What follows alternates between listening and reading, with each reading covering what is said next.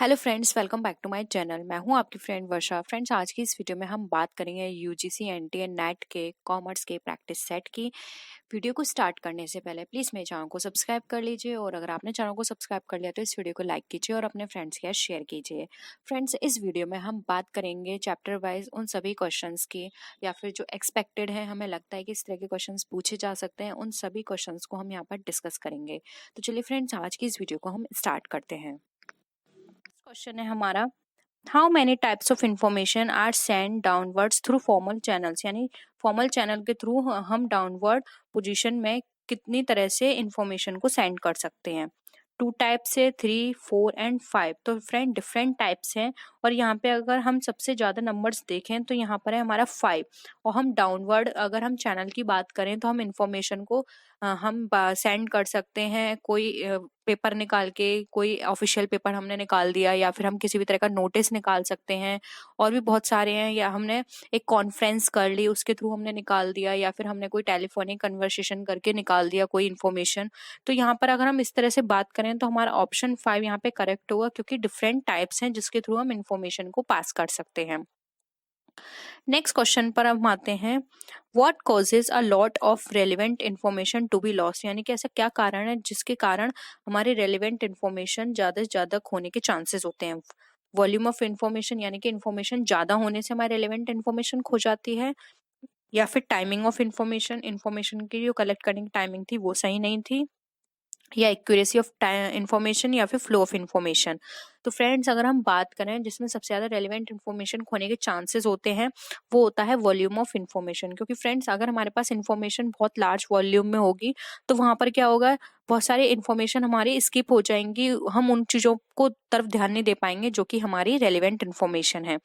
तो हम ये याद रखना है कि जब भी हम किसी टॉपिक पर रिसर्च कर रहे हैं या कुछ भी कर रहे हैं, तो हम धीरे धीरे करके कलेक्ट करें और उसको स्टडी भी करते जाएं। क्योंकि अगर हम इकट्ठी इन्फॉर्मेशन करके बाद में उसको स्टडी करेंगे तो वहां पे वॉल्यूम बहुत हो जाएगा, तो क्या होगा, कुछ रेलिवेंट इन्फॉर्मेशन होगी वो हमसे छूट भी सकती है। नेक्स्ट क्वेश्चन पे आते हैं, in which communication much information need to be shared among people in the same hierarchical level। यानी कि ऐसा कौन सा कम्युनिकेशन है जिसके अंदर सेम हायरार्किकल लेवल पर ज्यादा से ज्यादा लोगों के साथ इंफॉर्मेशन को शेयर करने की आवश्यकता होती है। वर्टिकल कम्युनिकेशन के अंदर, हॉरिजॉन्टल कम्युनिकेशन के अंदर, अपवर्ड कम्युनिकेशन के अंदर, या फिर डाउनवर्ड कम्युनिकेशन के अंदर। तो फ्रेंड्स, अगर हम बात करें वर्टिकल में, तो वर्टिकल में ऐसी कोई भी इंफॉर्मेशन नहीं होती जिसमें ज्यादा लोग इन्वॉल्व हों और हर इंफॉर्मेशन को शेयर किया जा सके। और अगर हम बात करें अपवर्ड की, तो ये भी फ्रेंड्स इंपॉर्टेंट नहीं है। यहाँ पर भी जरूरी नहीं है कि आप हर इंफॉर्मेशन को शेयर करो। सेम इसी तरह से डाउनवर्ड में तो सिर्फ स्पेसिफिक इंफॉर्मेशन को ही शेयर किया जाता है जो कि उनसे कंसर्न होती है। तो फ्रेंड्स, यहाँ पे ऑप्शन बी करेक्ट है, क्योंकि हॉरिजॉन्टल में क्या होता है, सेम डिपार्टमेंट के लोग होते हैं, तो यहाँ पे मोस्टली चीजें जो होती हैं वो हर डिपार्टमेंट को शेयर की जाती हैं आपस में, जिससे कि सारी चीजें आपस में कोऑर्डिनेट होकर चलती रहें। तो यहाँ पे ऑप्शन हमारा हॉरिजॉन्टल कम्युनिकेशन करेक्ट है। नेक्स्ट क्वेश्चन पे आते हैं, organisational communication differ in. Organisational communication जो होता है हमारा डिफर होता है किस चीज में, फॉर्मेलिटी में, ऑब्जेक्टिविटी में, या फिर सब्जेक्टिविटी में, या फिर इररिलेवेंस में। तो फ्रेंड्स, अगर हम ऑर्गेनाइजेशनल कम्युनिकेशन की बात करें तो ऑर्गेनाइजेशनल कम्युनिकेशन जो होता है हमारा डिफर करता है फॉर्मेलिटी में, क्योंकि यहाँ पे फॉर्मेलिटी अलग अलग हो जाती है उस हिसाब से। नेक्स्ट क्वेश्चन पे आते हैं, फॉर्मल कम्युनिकेशन कैन मूव। यानी कि फॉर्मल कम्युनिकेशन जो है वो हमारा मूव करता है कैसे, अपवर्ड, डाउनवर्ड, हॉरिजॉन्टल, या फिर ऑल ऑफ दीज। तो फ्रेंड्स, अगर हम यहाँ पे फॉर्मल कम्युनिकेशन की बात कर रहे हैं तो फॉर्मल कम्युनिकेशन मोस्टली जो हमारा मूव करता है वो करता है हमारा अपवर्ड में। क्योंकि डाउनवर्ड में क्या होगा, अपवर्ड में हम, फ्रेंड्स अगर हम यहाँ पे करेक्ट ऑप्शन के लें तो फ्रेंड डाउनवर्ड भी हो सकता है। तो यहाँ पे ऑप्शन हम इसको करेक्ट डी बोलेंगे, क्योंकि हमारा अपवर्ड भी हो सकता है फॉर्मल, डाउनवर्ड भी हो सकता है, हॉरिजॉन्टल भी हो सकता है। तो ये यहाँ पे हमारे सभी ऑप्शंस करेक्ट है। नेक्स्ट क्वेश्चन पे आते हैं हम, विच of the following communication is official. यानी कि ऐसा कौन सा कम्युनिकेशन है जो कि ऑफिशियली होता है, फॉर्मल, इनफॉर्मल, वर्टिकल, या सेक्टोरल। तो फ्रेंड्स, अगर हम यहाँ पर ऑफिशियल कम्युनिकेशन की बात करें जो सबसे ज्यादा होता है, तो फ्रेंड्स वो है हमारा answer A, formal. Formal communication में हम सबसे ज्यादा ऑफिशियल कम्युनिकेशन को पास करते हैं। नेक्स्ट आता है, विच of the following communication is unofficial, यानी कि अनऑफिशियल कम्युनिकेशन में सबसे ज़्यादा किस तरह के कम्युनिकेशंस आते हैं, फॉर्मल, इनफॉर्मल, वर्टिकल या सेक्टोरल। तो फ्रेंड्स यहाँ पे हम अनऑफिशियल की बात करें तो अनऑफिशियल में जो सबसे ज़्यादा आते हैं वो होते हैं इनफॉर्मल कम्युनिकेशन, जो कि हम डे टू डे अपने फ्रेंड्स, अपने कलीग्स, अपने रिलेटिव्स के साथ करते हैं। नेक्स्ट क्वेश्चन है grapevine communication means, grapevine communication का क्या मतलब होता है, फॉर्मल कम्युनिकेशन से, इनफॉर्मल कम्युनिकेशन से, हॉरिजॉन्टल कम्युनिकेशन से या वर्टिकल कम्युनिकेशन से। तो फ्रेंड्स ग्रेपवाइन कम्युनिकेशन की बात करें तो ये हमारा होता है फॉर्मल कम्युनिकेशन, क्योंकि फ्रेंड्स ग्रेपवाइन कम्युनिकेशन को गॉसिप और रूमर कम्युनिकेशन के नाम से भी जाना जाता है, और इसको ग्रेपवाइन को अनदर नेम इनफॉर्मल कम्युनिकेशन ही है, क्योंकि इसके अंदर ज़्यादातर गॉसिप्स और इस तरह की चीज़ों को इंक्लूड किया जाता है। नेक्स्ट क्वेश्चन है हमारा according to mode of expression the communication में भी, यानी कि मोड ऑफ कम्युनिकेशन एक्सप्रेशन की बात करें तो वहाँ कम्युनिकेशन कौन सा होगा, 2 टाइप होगा, 3 टाइप होगा, 4 टाइप होगा या फिर नन ऑफ दीज होगा। तो फ्रेंड्स अगर हम बात करें एक्सप्रेशन की तो ये हमारा 2 टाइप कम्युनिकेशन होता है, दो लोगों के बीच जब हम एक्सप्रेशन के थ्रू बात करते हैं तो ये 2 टाइप कम्युनिकेशन होता है। नेक्स्ट क्वेश्चन पे आते हैं which of the following is forms of oral communication, यानी कि इनमें से कौन सा फॉर्म हमारा ओरल कम्युनिकेशन के अंदर कंसिडर किया जाता है, इंस्ट्रक्शन देना, इंटरव्यूज दे, ग्रेपवाइन या फिर ऑल ऑफ दीज। तो फ्रेंड्स अगर हम यहाँ पर बात करें कि हमारा ओरल कम्युनिकेशन के अंदर क्या आता है, तो फ्रेंड्स ओरल कम्युनिकेशन में यहाँ हमारा ऑप्शन होगा ऑल ऑफ दीज, क्योंकि इंस्ट्रक्शन भी ओरल कम्युनिकेशन में आएंगे, इंटरव्यूज भी आएंगे और हमारा ग्रेपवाइन कम्युनिकेशन भी आएगा। तो ऑप्शन यहाँ पे 4 करेक्ट है। नेक्स्ट क्वेश्चन पे आते हैं which of the following forms of communication written is written communication, यानी कि इनमें से कौन सी कम्युनिकेशन हमारे रिटन कम्युनिकेशन में आते हैं, पॉलिसीज, लेटर्स, मैनुअल्स या फिर ऑल ऑफ दीज। तो फ्रेंड्स यहाँ पे भी ऑप्शन हमारा डी करेक्ट है, ये सारी चीजें हमारी रिटन कम्युनिकेशन का पार्ट होती हैं। नेक्स्ट क्वेश्चन पे मूव करते हैं which of the following are principles of effective communication, यानी कि इफेक्टिव कम्युनिकेशन का इनमें से कौन सा प्रिंसिपल है, सेल्फ सेटिस्फैक्शन, क्लैरिटी, अटेंशन या फिर ऑल ऑफ दीज। तो फ्रेंड्स एक इफेक्टिव कम्युनिकेशन में सेल्फ सेटिस्फैक्शन भी होना चाहिए कि आपने हर चीज सामने वाले को क्लियरली ट्रांसफर कर दी, क्लैरिटी भी होनी चाहिए आपकी साउंड में, आप जो भी बोल रहे हो आपकी वॉल्यूम में, अटेंशन भी होना चाहिए सामने वाले का कि वो सामने वाला आप जो बोल रहे हो या जो कुछ भी कम्युनिकेट कर रहे हो वो अटेंटिवली उसको सुन रहा है। तो यहाँ पे ऑल ऑफ दीज होगा प्रिंसिपल इसका। नेक्स्ट हम बात करेंगे friends the message in communication should be, यानी कि एक कम्युनिकेशन में मैसेज कैसा होना चाहिए, कॉन्सिस्टेंट, सेल्फ कॉन्ट्राडिक्टरी, ओपेक या फिर फ्लॉड। तो फ्रेंड्स यहाँ पर हम कम्युनिकेशन की बात करें कि किस तरह का कम्युनिकेशन यहाँ पे होना चाहिए, तो फ्रेंड्स यहाँ पे जो ऑप्शन 1 है वो हमारा राइट है, कॉन्सिस्टेंट होना चाहिए। ऐसा नहीं है कि आपने किसी को मैसेज सेंड किया, आपने पहले कुछ और डिलीवर किया, फिर सेकेंड टाइम आपको वही मैसेज डिलीवर करना था तो आपने कुछ और कर दिया। कंसिस्टेंसी होनी चाहिए दोनों में, आप कितनी बार भी वो मैसेज डिलीवर करें हर बार उसकी कंसिस्टेंसी वही हो, ऐसा नहीं हो हर बार आप उसको अलग अलग तरीके से वही मैसेज डिलीवर करें।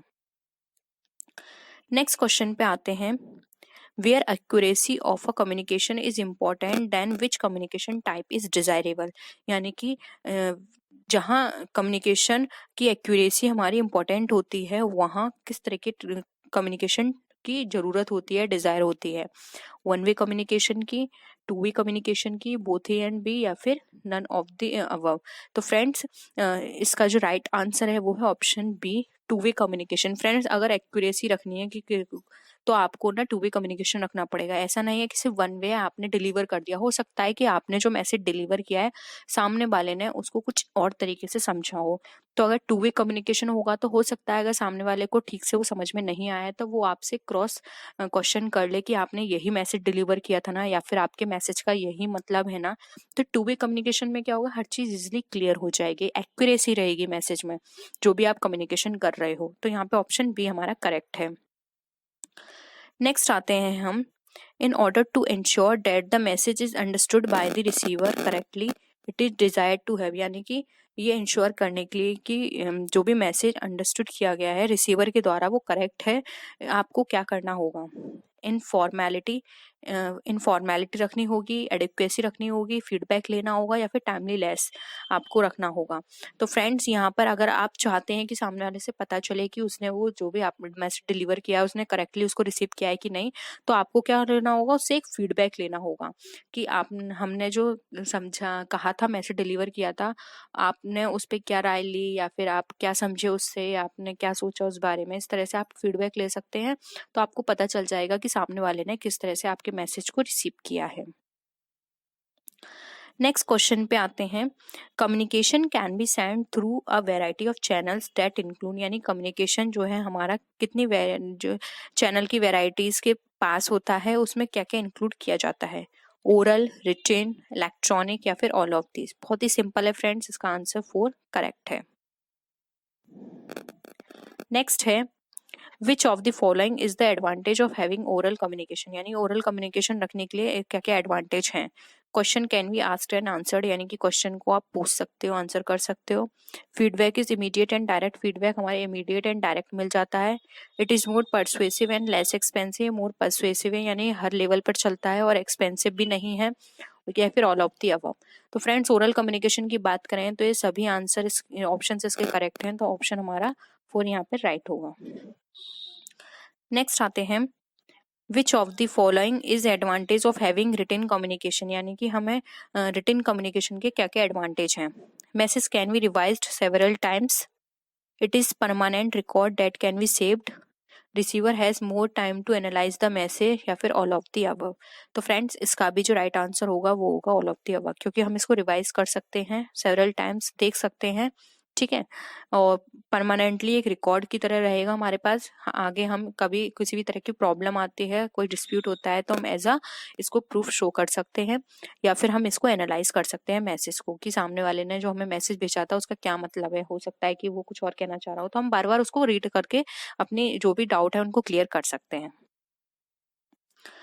नेक्स्ट है, premature evaluation comes under which of the following barriers to an effective communication, यानी कि जो प्रीमेच्योर इवेल्यूशन होते हैं हमारे, वो किस इफेक्टिव कम्युनिकेशन के बैरियर कहे जाते हैं। लैंग्वेज बैरियर कहे जाते हैं, साइकोलॉजिकल बैरियर, पर्सनल बैरियर या ऑर्गेनाइजेशनल बैरियर। तो वहाँ यहाँ पे फ्रेंड्स याद रखिएगा, यहाँ प्रीमेच्योर इवेल्यूशन की बात की जा रही है। तो प्रीमेच्योर इवैल्यूएशन फ्रेंड्स यहाँ पे साइकोलॉजिकल बेस पे होगा, कि कुछ पर्सन की साइकोलॉजी है कि उन्होंने उस चीज को नहीं समझा, क्योंकि अभी उनकी मैच्योरिटी लेवल इतना नहीं था अंडरस्टैंड करने का, या इस तरह की लेवल को अंडरस्टैंड करने का। तो यहाँ पे साइकोलॉजिकल बैरियर आएगा कि उसकी अंडरस्टैंडिंग इतनी नहीं थी कि वो इस लेवल के मैसेज को समझ पाए, तो यहाँ पर ये वाला बैरियर अराइज हो जाएगा।